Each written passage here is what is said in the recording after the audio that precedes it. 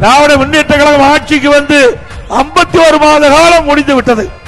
இந்த 51 மாத திராவிட முன்னேற்ற கழக ஆட்சியில இந்த தேனி மாவட்டம் ஆண்டிப்பட்டி தொகுதியில எந்த ஒரு திட்டத்தையாவது கொண்டு வந்திருக்கிறாங்களா?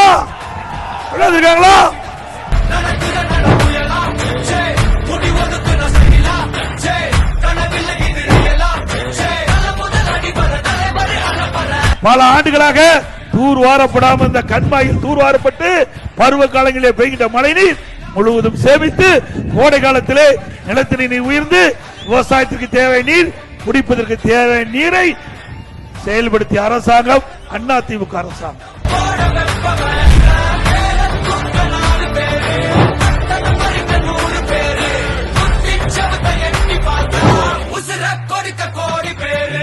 இன்றைக்கு அரசியல் தலையீடு அதிகமா இருக்கிற காரணத்தால அந்த காவல்துறையால் இந்த போதைப் பொருள் நடமாட்டத்தை தடுக்க முடியவில்லை. இதுக்கு முந்தைய ஒரு டிஜிபி இருந்தார்.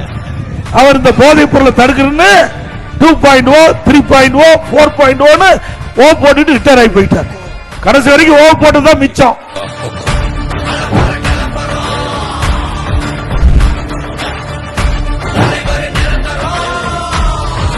நிறைய கைத்தறி துணிகள் நெய்யப்பட்டு தேங்கி இருந்தது. அதற்கு மானியம் வேணும்னு கேட்டாங்க.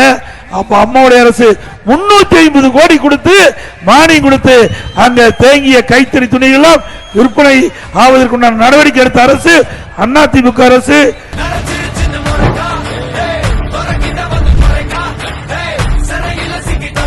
மக்களை, தமிழகத்தை பை பை ஸ்டாலின்.